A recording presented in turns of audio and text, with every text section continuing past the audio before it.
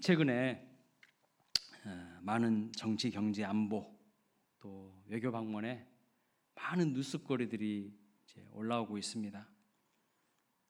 여러분들도 잘 아시다시피 한결같이 골치 아프고 어떻게 문제를 풀어가야 할지 참 답답한 뉴스들이 많은 것 같아요.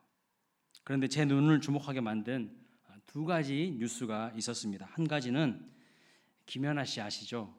김연아 씨가 지난 22일 날 성악가 고우림 씨와 결혼을 했다는 소식이었어요.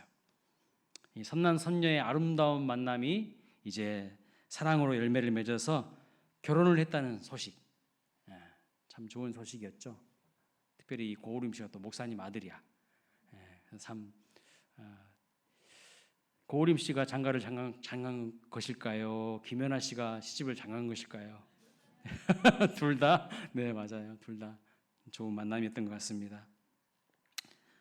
또 한 가지 뉴스는 이번 주에 서울 응암동에 사는 60대 남성이 아내를 살해하고 자신도 극단적인 선택을 하는 사건이 발생했다는 소식이었습니다. 이 두 뉴스를 딱 접하는데 많은 생각을 하게 되었어요.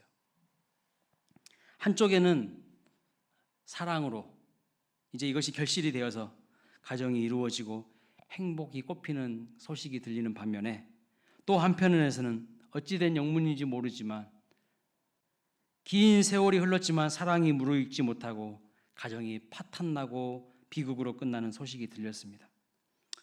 처음에는 분명히 사랑으로 시작했을 텐데, 그렇죠? 어쩌다 저렇게 되었을까? 마음이 씁쓸하고 안타까웠어요. 처음에 모두가 사랑이라고 하면서 연애를 하고 결혼을 하고 가정을 이룹니다. 그런데 세월이 흘러가면서 여러분, 사랑이 변하는 것일까요? 우리의 마음이 초심을 잃어버리고 변질되기 쉬운 것 같습니다. 처음에는 다 사랑이라고 하잖아요. 그래서 어떤 분은 사랑을 정의하기를 사랑을 눈물의 씨앗이다 이렇게 이야기하더라고요. 여러분들은 어떻게 정의 내리고 싶으십니까? 사랑을 무엇이라고 말씀하고 싶으십니까?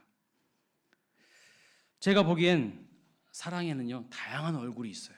여러 가지의 얼굴을 가지고 있는 것이 사랑인데, 사랑이 가지고 있는, 잘못된 사랑이 가지고 있는 세 가지 얼굴이 있습니다. 첫 번째, 사랑은요, 아파요. 사랑하면 아프더라고요. 사랑은 아름답고 기쁘고 달콤한 게 사실입니다. 그러나 사랑은요, 아프기도 해요. 배 아파서 자식을 낳았고 어린 자식이 감기, 몸살, 수두, 홍역 등 수많은 성장통을 겪어야 어른으로 성장합니다. 그렇죠?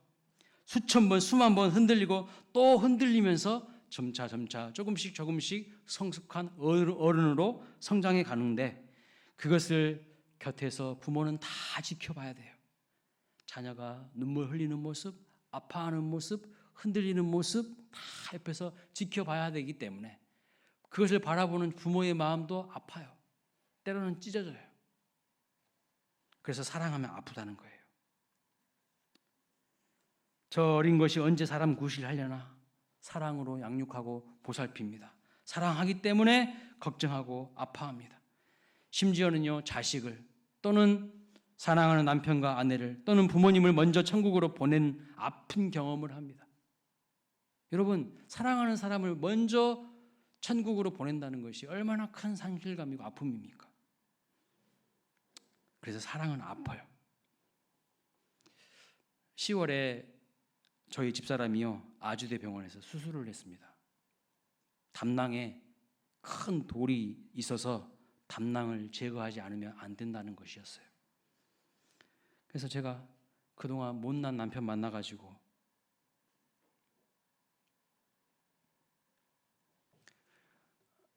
어려운 목회자 생활하면서 고생시킨 것만 생각났습니다.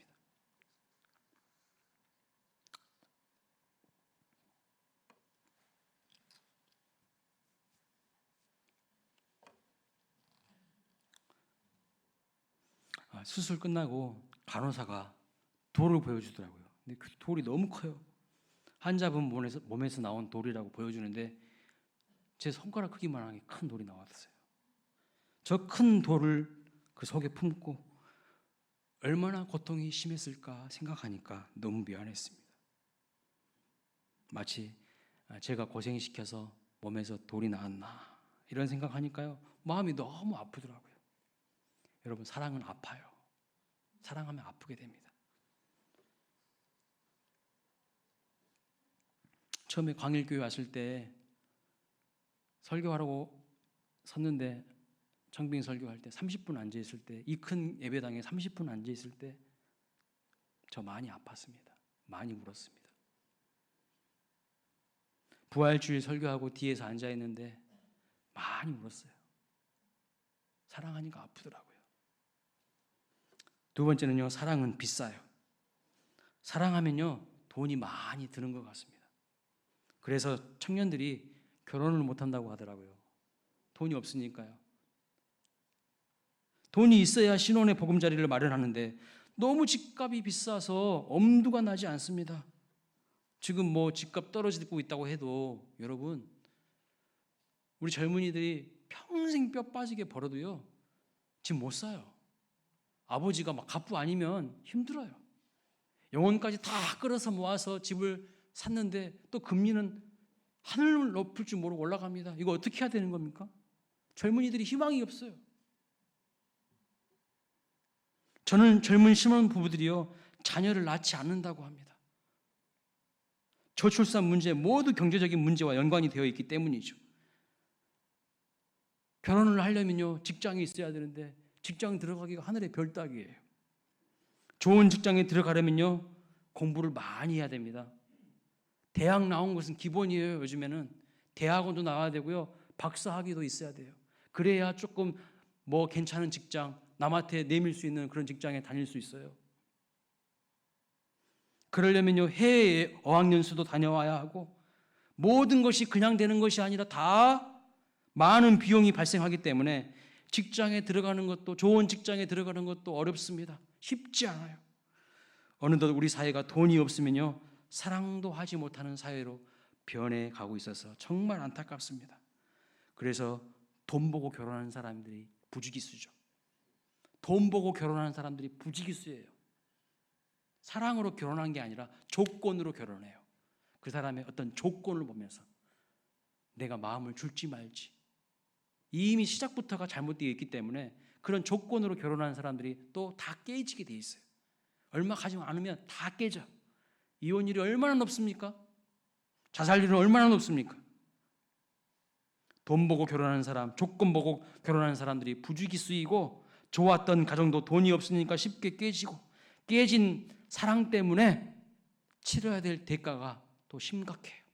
깨진 사랑 때문에 또한 엄청난 위자료가 지불됩니다. 그래서 사랑은 값이 비싸다고 합니다. 여러분 공감하시죠? 저는 공감하고 있어요. 이 지금 사회의 문제를 공감하고 있어요. 세 번째로, 사랑은요, 철이 없어요. 철이 없어요. 잘못된 사랑은 정말 철이 없어요. 오늘날 자녀들을 학대하는 부모가 많다고 합니다. 사랑이라는 이름으로 아이를 입양했는데 학대하고 결국 사망에 이르게 한 정은이 사건이 얼마 전에 있지 않았습니까? 불과 얼마 전에 있었던 거예요. 신성한 성경적인 양육과 훈육은 사라지고 학대와 언어폭력이 난무합니다. 어린이집에서도 선생님들이 아이들을, 그 어린 아이들을 사랑으로 보살피고 양육해야 되는데 뺨을 막 때리고요, 발로 차고요, 꼬집고요. 언어폭력과 학대가 난무합니다. 그게 양육일까요? 철없는 사랑이에요. 물론 안 그런 좋은 어린이집도 많이 있어요. 아이를 낳아서 화장실에 버리질 않나? 돈 몇 푼 벌려고 엄마 품이 가장 필요한 때에 한두 살 된 아이를 버려두고 직장으로 달려가질 않나? 정말 철없는 이기적인 사랑이 아닐 수 없습니다. 여러분, 사랑은 달콤한 것이 사실이지만 아프고 철없고 값비싼 대가를 지불하는 게 또한 현실입니다. 세상은 지금 잘못된 사랑 때문에 몸살을 앓고 있어요. 신음하고 있습니다. 이 잘못된 사랑, 이기적인 사랑, 철없는 사랑 때문에 세상이 아파하고 있어요. 여러분, 이 잘못된 사랑이 확장되면 뭐가 되는 줄 아세요? 국수주의가 돼요. 국수주의가 뭐냐면 자기 나라, 자기 민족 중심주의예요. 다른 나라나 다른 민족은 다 천대시하고 무시하는 거예요. 대표적인 사람이 누굽니까? 게르만 제일주의를 내세웠던 히틀러예요. 그러니까 유태인들은 쟤네들은 그냥 짐승하고 비슷해. 학살해도 괜찮아. 대량 학살을 해버리잖아요. 자기 민족 우선주의, 중심주의, 잘못된 자기 사랑, 또 집단 제일주의. 예? 지금 정당을 보십시오. 정치 이야기는 되도록이면 안 하려고 하는데 여나 야나 할 것 없이 자기 정당만 최고잖아요. 절대 타협 안 하잖아요. 양보 없잖아요. 잘못된 자기 사랑의 결정판을 보고 있어요. 주말에는 저 시청이나 광화문 가면요, 사람들이 그냥 가득 차 있어요. 그냥 한쪽에서는 누구 물러가라, 한쪽에서는 저 사람 물러가라. 다 잘못된 자기 사랑의 모습을 우리에게 똑똑하게 지금 보여주고 있다는 것이죠. 오늘 본문에 보시면 사랑이 뭔지 알지 못하는 한 사람이 등장합니다. 누굽니까? 바리새인이에요. 사랑이 뭔지 알지 못하는 사람이에요. 그리고 또한 사랑이 무엇인지 제대로 알고 있는, 가슴에 품고 있는 한 여인이 등장합니다. 누굽니까? 예수님께 향유를 부은 여인이에요. 예수님이 바리새인의 식사 초대를 받으셨죠. 바리새인은 어떤 사람입니까? 바리새인이란 말의 뜻은 구별된 자, 분리된 자라는 뜻인데, 그들은 율법의 세세한 규칙을 정하고 그 규칙을 지키는 일에 일생을 바쳤던 사람들입니다. 율법을 자기들처럼 엄격하게 지키지 않는 이 사람들에 대해서는요, 멸시하고 공격하는 사람들이었어요. 오늘 본문에 예수님을 식사 자리에 초대한 사람이 누굽니까? 바리새인이고 이름이 시몬이라고 나옵니다. 예수님을 식사 자리에 초대한 것까지는 너무나도 좋았지만 그의 태도는요, 예수님을 한결같이 무시하는 모습을 볼 수가 있어요. 흔히 고대 근동 지방에서 손님을 집안으로 초대하면 손님에게 기본적으로 해야 되는 예절이 있습니다. 세 가지가 있어요. 첫 번째는 무엇이냐면 평화를 기원하는 입맞춤을 합니다. 그래서 성경에 보면 곳곳에서 성경에서 거룩한 입맞춤, 사랑의 입맞춤 이렇게 표현되어 있는데, 그 당시에 손님을 집안으로 초대하면 주인이 그 손님에게 거룩한 입맞춤을 하게 되어 있어요. 그 다음에 하인들이 손님의 더러워진 발을 물러 씻겨줍니다. 왜냐하면 그 지역은 사막 지역이기 때문에 샌들을 입고 신고 다닙니다. 바깥에 서 있다가 들어오면 그냥 발에 먼지가 가득해요. 그래서 물로 씻어주는 거예요. 또 세 번째는 이 손님의 머리에 약간의 향유를 부어주는 거예요. 기름을 부어주는 겁니다. 올리브유를 발라줍니다. 그런데 이 바리새인 시몬은 예수님을 초대해 놓고 아무것도 하지 않고 있는 것을 볼 수 있어요. 시몬의 이런 행동은요, 예수님을 철저하게 지금 무시하는 행동입니다. 바리새인 시몬은 예수님을 초대했지만 지금 순수한 동기로 초대한 게 아니에요. 그럼 어떤 마음으로 초대했을까요? 많은 성경학자들은 이 바리새인 시몬이 예수님을 고소할 거리를 찾기 위해서, 예수님께서 무슨 실수를 하시나 무슨 잘못을 하시나 트집을 찾기 위해서 예수님을 초대했다고 해석을 합니다. 그런데 여러분, 오늘 본문 말씀을 자세히 보면 또 예수님께서 예수님을 향해서 뭐라고 말합니까? 선생님이라고. 이 시몬이 선생님, 랍비라고 호칭을 하는 것을 볼 수 있어요. 그런 것을 보면은 또 반드시 부정적인 것만도 아니에요. 그러므로 사건의 전반적인 분위기를 보면 이 시몬은 반은 멸시하는 태도로, 또 반은 예수님이 누구시지? 정말 선지자인가? 정말 하나님의 아들인가? 약간 호기심 가진 태도로 예수님을 초대한 것을 알 수 있습니다. 그런데 바로 이 자리에 초대받지 않는 한 여인이 등장하는 겁니다. 37절에 보시면 이 여인을 가리켜서 무엇이라고 말씀하고 있습니까? 죄를 지은 한 여인이라고, 죄인이라고 말씀하고 있어요. 여러분, 이런 표현은 당시에 누구를 호칭하는 표현이냐면 몸을 파는 창녀를 말하는 겁니다. 그녀는 동네에서 사람들에게 낙인 찍히고 무시당하고 손가락질 당하던 여인이었어요. 그러므로 이 여인은 바리새인의 집에 올 수 없는 그런 사람이었습니다. 바리새인의 집은 구별된 자의 집이에요. 바리새인이란 말 뜻이 구별된 자, 분리된 자라는 뜻이에요. 거룩한 자예요. 구별된 자예요. 이런 창녀 같은 사람들이 왔다 갔다 할 수 있는 그런 곳이 아니에요. 그런데 그런 집에 어떻게 이 여인이 올 수 있겠습니까? 바리새인 시몬이나 다른 사람들이 그녀가 집에 들어온 것을 알았다면 그녀는 벌써부터 처음부터 집에서 쫓겨났을 것입니다. 그런데 그날의 사람들의 관심은 온통 누구에게 집중되어 있을까요? 예수님에게 집중되어 있으니까 이 여인이 온 줄도 사실은 몰랐다는 거예요. 자, 그렇다면 여러분, 왜 이 여인은 그곳까지 왔을까요? 왜 바리새인의 집에 왔을까요?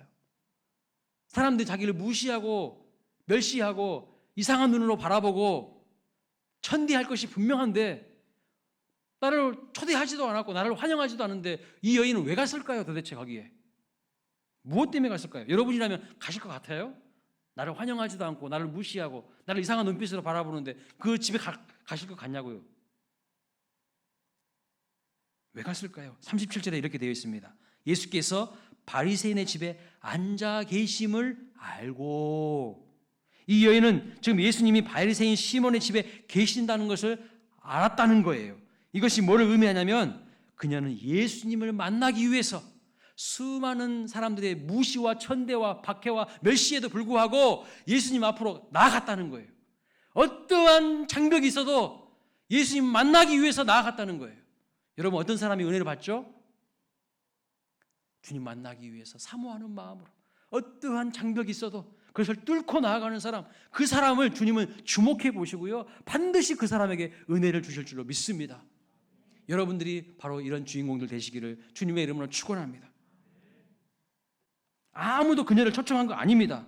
더욱이 종교적으로 엄격하게 까다로운 소문난 바리새인의 집을 찾아온다는 것이 쉬운 일이 절대 아니죠. 하지만 이 여인은 예수님이 바리새인의 집에 계시다는 소문을 듣고 무시와 멸시받을 것을 각오하고 용기를 내어서 예수님을 찾아오는 것을 볼 수가 있어요.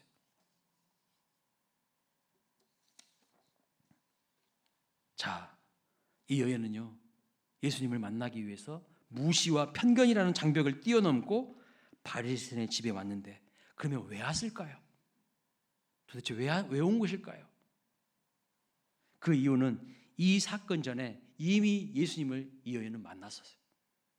예수님을 만나서 예수님으로부터 죄 사함의, 죄 용서의 은혜를 경험했어요. 그리고 나 같은 죄인을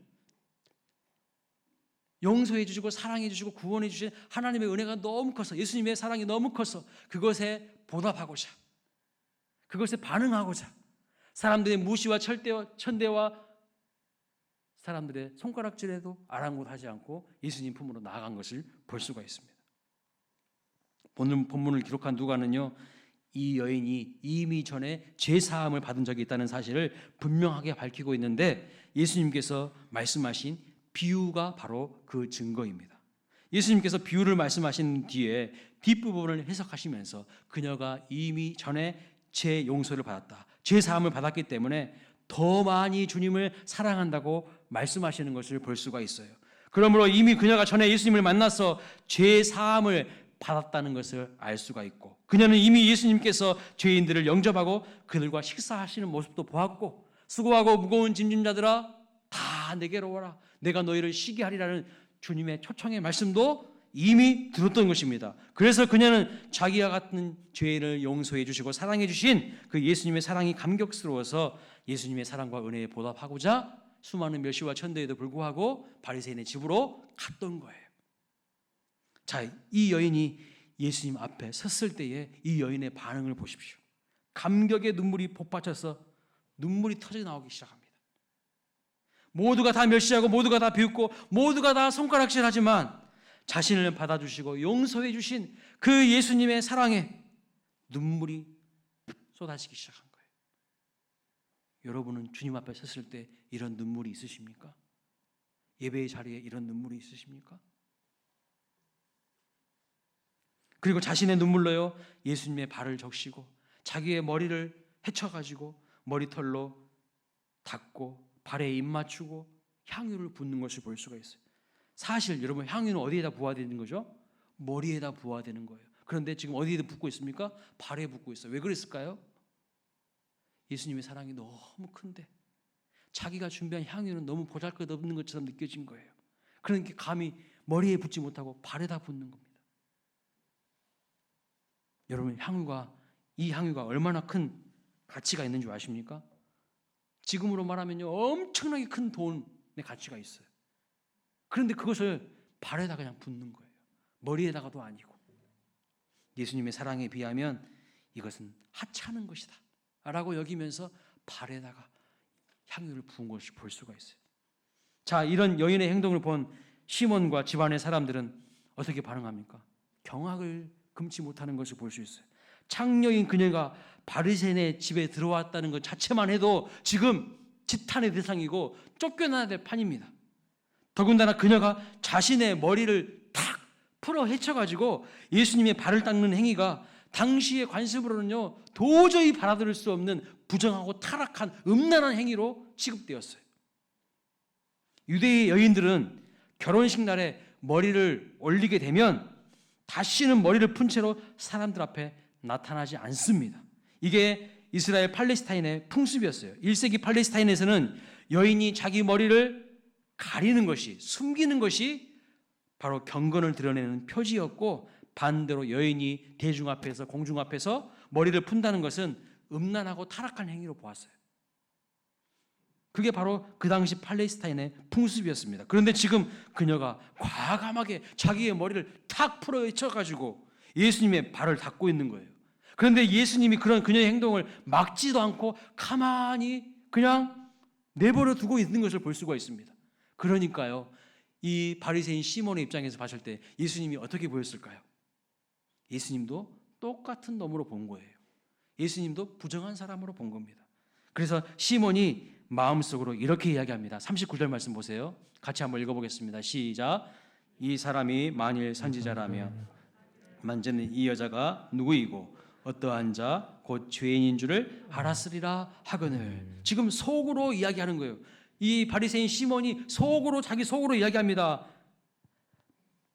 바리새인 시몬의 입장에서 한 타락한 여자가 예수님을 공개적으로 만지고 있어요. 여러분, 이 당시에는 여인이 남자를 만진다는 것은요 꿈에도 생각하지 못할 일이야. 외간 남자를 만져요? 있을 수 없는 장면이죠. 그러므로 시몬은요 예수가 제대로 된 선지자가 아니다, 지금 자신을 만지고 있는 이 여자가 죄인이라는 사실을, 창녀라는 사실을 선지자라면 다 알았을 텐데 만지는 것을 가만히 내버려 두고 있다면 이 사람은 제대로 된 선지자가 아니야, 가짜야 라고 생각을 한 거예요. 이건 엉터리고 가짜다, 그렇게 판단한 겁니다. 시몬은 정말 예수님이 선지자이고 존경할 만한 사람인지 시험을 하려고 초대를 한 것인데, 예수님께서 이 여자의 행동을 그대로 다 용납해 주시고 받아주신 것을 보면서 내 판단이 옳았다, 이렇게 생각을 한 겁니다. 그런데 이런 시몬의 마음을 알고 있었던 예수님께서 시몬에게 드디어 입을 열어 이야기하기 시작합니다.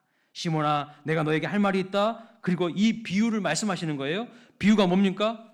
오늘 본문에 비유가 나오죠. 빚 주는 사람에게 빚진 자 둘이 있는데, 한 사람은 500데나리온의 채무를 졌고 또 다른 사람은 50데나리온의 빚을 졌는데 갚을 것이 없으므로 둘 다 주인이 탕감해 줬다는 거예요. 그래서 둘 중에 누가 더 그 빚을 탕감해 준 주인을 더 사랑하겠느냐, 이렇게 예수님께서 비유로 물어보신 거예요. 누가 그 돈을 빌려준 뿐만 아니라 탕감해 준 그 사람을 더 사랑하겠느냐.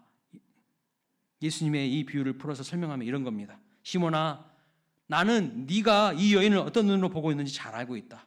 너는 그녀가 죄인이라는 것도 알고 큰 죄인이라고 생각하고 있구나. 네 판단에 의하면 이 여인은 500데나리온의 빚을 진 자이고 너 자신은 죄를 적게 범한 50데나리온 빚진 자 정도라고 생각하고 있구나.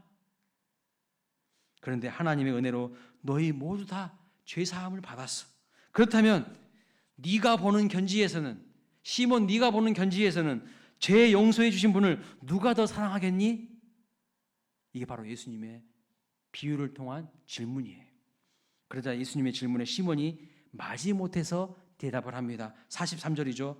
내 생각에는 많이 탕감을 받는 자입니다. 그러자 예수님께서 뭐라고 말합니까? 내 판단이 옳도다 이렇게 말씀하시죠. 여러분, 결국 오늘 본문은 우리에게 무엇을 말씀하고 있는 것일까요? 우리가 하나님으로부터 받은 용서와 사랑을 더 깊이 깨달으면 깨달을수록 우리는요 하나님을 더욱더 사랑하게 된다는 교훈을 가르치고 있습니다.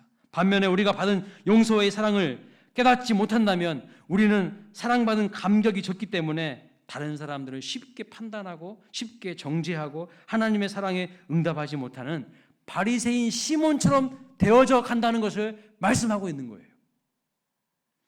그렇다면 사랑하는 여러분, 이제 오늘 본문의 사건과 이 비유를 생각하면서 한번 우리 자신에게 질문을 던져보았으면 좋겠어요. 본문 이야기에 나오는 인물, 이 두 사람 가운데에 우리는 과연 어떤 사람에게 더 가깝습니까? 바리새인 시몬입니까? 아니면 이름 없는 하인 여인입니까? 시몬은 바리새인이에요. 이름은 거룩한 자, 구별된 자는 하였지만 실상은 주님을 향한 사랑이 없는 사람이에요. 율법주의적인 신앙, 형식적인 신앙, 그냥 종교인이었어요. 하나님을 사랑하는 사람이 아니에요. 이 사람은 예수님을 형식적으로 초대했어요. 예수님에게 트집 잡기 위해서 불순한 동기와 의도를 가지고 예수님을 초대한 거예요. 그는 예수님에게요 발 씻을 물도 들리지 않았고 입 맞추지도 않았고 머리에 기름도 붓지 않았어요. 가장 기본적인 예의와 예절조차 지키지 않았어요. 그는 분명 예수님을 초대했습니다. 가장 예수님 가까이에 있었던 사람이에요. 겉으로는 예수님을 향해서 선생님이라고 랍비라고 호칭을 했지만, 예수님의 말씀을 듣고자 했지만 주님을 사랑하는 마음은 하나도 없었던 사람입니다. 오늘 우리의 모습을 한번 점검해 보았으면 좋겠어요. 저는 이 말씀을 묵상하면서 제 자신이 이 바리새인 시몬 아닌가 이런 생각을 많이 했습니다. 예수님을 가장 가까이에서 모시고 있어요. 예수님 가장 가까이에서 예수님 섬긴다고 하고 있어요. 근데 실상은 가장 먼 사람이야. 주님 사랑하는 마음은 없어. 그냥 바리새인이니까, 내가 직분이 목사니까, 오늘날 내 직분이 장로니까, 내 직분이 권사니까 어쩔 수 없어서 주님 사랑하는 마음은 점점 내 마음에서 희미해져 가고 내 속에는 세상적인 욕심만 점점 커져가고 있지는 않은가. 그 생각을 해보았어요. 아, 내가 바리새인이구나. 내가 바리새인이야. 가슴이 아팠습니다. 이 사람 보십시오. 예수님 만날 때에도 무엇이 중요한지 모르는 사람이에요. 깨닫지 못하고 있어요. 그저 전통과 형식과 사람들이 어떻게 생각하는지 그것만 중요시한 거예요. 그는 빚을 많이 진 사람이 빚을 탕감받는다는 것이 얼마나 감격스럽고 감사한 일인지 몰라요. 즉 죄인이 죄를 용서받는다는 것이 얼마나 큰 은혜고 감사한 일인지를 모르는 사람이었어요. 오히려 그는 바리새인으로서 자기가 항상 의롭다고 생각했어요. 자기 의로 충만한 사람이야. 자기 사랑으로 충만한 사람이에요. 남을 불쌍히 여기는 마음도 없어요. 예수님을 사랑하는 마음도 없어요. 그리고 남이 자기가 원하는 규칙대로, 자기가 원하는 틀대로 하지 않으면 정죄하고 손가락질하고 무시하는 사람이야. 오늘날 한국 교회 안에 이런 바리새인과 같은 사람들이 얼마나 많습니까? 누가복음 18장에 보시면 또 다른 바리새인이 나오죠. 이렇게 말합니다. 나는 다른 사람들을 토색하거나 불이 간음하는 자들과 같지 않고 세리와도 같지 않고 일주일에 2번 금식하고 11조도 철저히 드리는 의인으로 생각하는 바리새인이 나오는데, 그 바리새인이나 이 바리새인이랑 똑같은 거예요. 그의 마음을 사로잡고 있는 것은요, 사랑과 용서로 인한 감사와 감격이 아니라 남의 죄를 판단하고 정죄하는 것뿐이었어요. 여러분, 오늘 우리는 어떻습니까? 하나님을 경건하게 섬기고 예배한다고 하지만 그는 율법주의와 형식주의에 갇혀서 하나님 사랑을 전혀 깨닫지 못하던 사람이었던 것을 알 수 있습니다. 예수님 트집만 잡으려고 했어요. 그런 상태에 있었기 때문에 예수님은 이 시몬을 향해서 47절에 보면 이렇게 말합니다. 사함을 받은 일이 적은 자는 적게 사랑하느니라, 그렇게 말씀합니다. 사랑하는 여러분, 오늘 또 한국 교회 안에 예수님을 만난 것 같지만 시몬처럼 만나는 사람들이 꽤 있어요. 이런 분들은 겉으로 보기에는 주일에 이렇게 교회에 나와서 교인으로서 예의를 갖추고 예배를 드립니다. 그러나 이렇게 예수님 앞에 나와서 주님을 부르고 있어도 실상은 예수님을 사랑하지 않고 섬고자 하는 마음이 없다면 그는 바리새인 시몬과 무엇이 다르겠을까요? 예수님의 십자가 사랑을 통한 죄사함 때문에 흘리는 이 여인의 뜨거운 눈물이 우리의 심령 가운데 있기를 소망합니다. 주님 앞에 나왔는데 아무런 감격이 없으면요, 아무런 마음에 울림이 없다면 뭔가 지금 내 마음이 잘못되어 있는 거예요. 수술 받아야 돼요. 세상의 욕심만 커져 있고 열등감만, 우월감만, 잘못된 세상의 끝으로 물들어 있으면 내 마음에 주님 사랑이 사라져버려요. 희미해져. 이게 가장 큰 문제예요. 내가 예수님을 믿음으로 말미암아 하나님의 자녀가 되었다는 그 사실 때문에 누릴 수 있는 감사와 기쁨이 우리 가운데 없다면 심각한 거예요.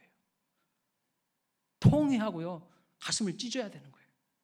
만일 그렇지 못하다면 우리는 어느새 나도 모르는 사이에 이 바리새인 시몬처럼 되어가고 있는 겁니다. 만일 우리가 주일 성수나 11조 같은 가장 기본적인 청지기 삶을 제대로 지키지 못하고 있다면 그것은요, 어쩌면 시몬이 예수님께 해야 했던 최소한의 예절, 입맞춤, 발씻음, 머리에 향유를 붓지 않았던 것 같은 그런 모습이 아니겠습니까?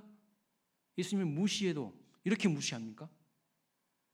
저는 우리 광일교회 모든 성도님들이 죄사함 받은 기쁨과 감사를 가지고 예수님을 진심으로 대접하고 섬기고 사랑하는 이 여인과 같은 은혜와 사랑의 풍성한 자들 되시기를 주님의 이름으로 축원합니다. 여러분, 다윗이요, 얼마나 하나님을 사랑하는지 몰라요. 그래서 법궤가 들어올 때 막 자기 바지가 벗겨진지도 모르고 막 춤추고 막 예배했어요. 주님을 너무 사랑한 거야. 법궤는 하나님을 상징하는 물건이에요. 하나님의 임재를 상징하는 물건이에요. 하나님이 나와 함께 하심을 상징하는 물건이에요. 그러니까 그 법궤가 다윗 성으로 들어올 때 막 춤추고 예배하면서 소고치고 할 때 자기 바지가 막 다 벗겨진지도 몰랐어요. 그런데 그것을 바라고 있었던 미갈이 손가락질해요. 저 왕이 저 채통도 안 지키고 저 뭐 하고 있는 거냐고. 그런데 여러분 어떻게 됐습니까? 미갈이 저주를 받아요. 여러분, 하나님을 진심으로 사랑하십니까? 그러면요, 가슴이 설레야 돼요. 하나님 앞에 섰을 때 눈물이 줄 흘려야 돼요. 저는 지금 콧물이 흐르고 있네요.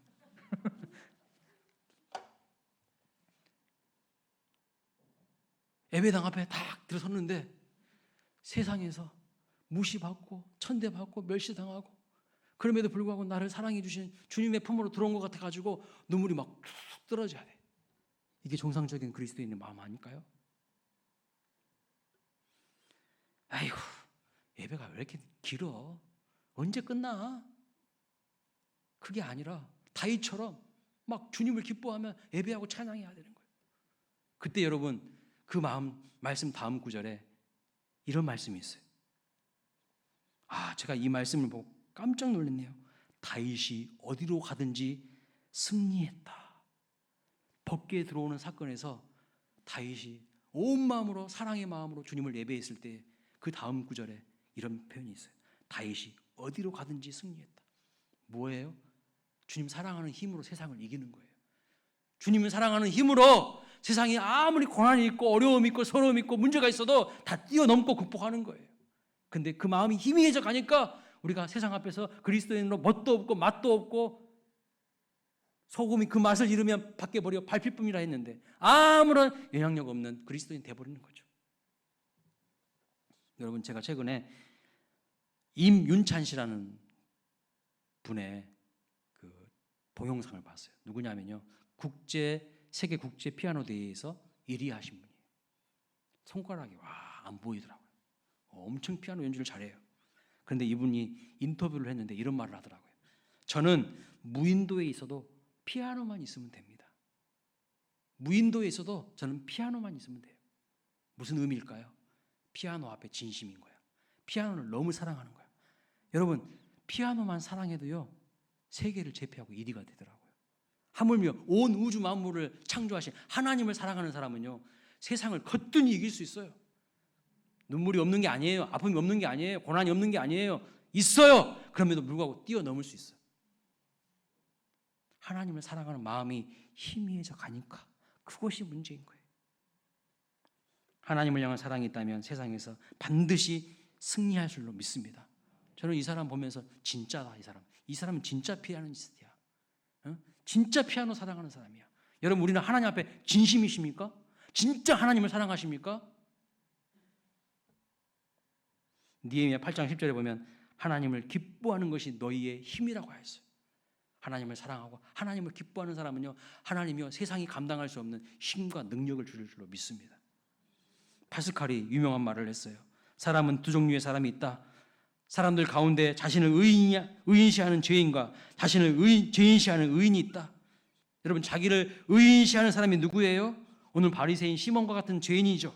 그러나 그는 주님을 향한 사랑의 감격이 없었던 사람입니다. 반면에 자신을 죄인시했던 의인은 누구입니까? 예수님 앞에 향유를 부었던 여인 아니겠습니까?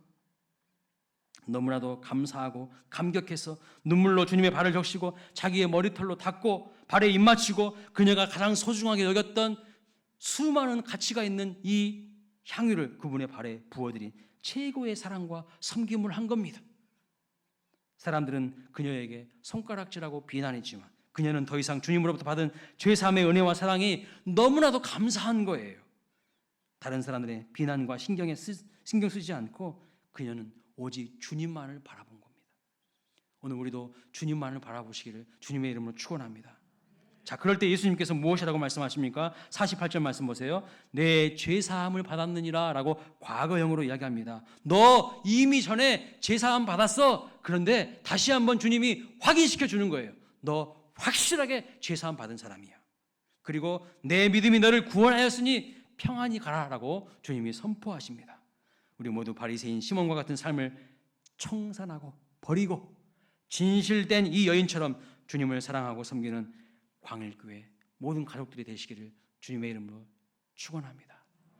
주님 앞에 여러분의 진심을 보이십시오. 하나님을 사랑하는 그 마음 변치 않으시길 바랍니다. 미국에서는 이렇게 이야기합니다. 모든 문제는 경제야. 문제는 경제야 라고 이야기하는데 우리나라 어떤 정치인은 문제는 정치야 라고 이야기하더라고요. 그런데 성경은 이렇게 말합니다. 문제는 사랑이야. 사랑이 없으면 그 공동체는요 골마가고요, 병들어가고요, 시들어져가고 그 가정은 죽어갑니다. 그 국가는 죽어가는 거예요. 문제는 사랑이에요. 주님 사랑 없으면, 주님 십자가 사랑 없으면 내 마음부터 병들어갑니다. 내 마음부터 시들어져가요. 아무런 매력 없는 사람 되는 거예요. 사랑이 충만한 주님의 사람들 되시기를 주님의 이름으로 축원합니다. 아멘. 다음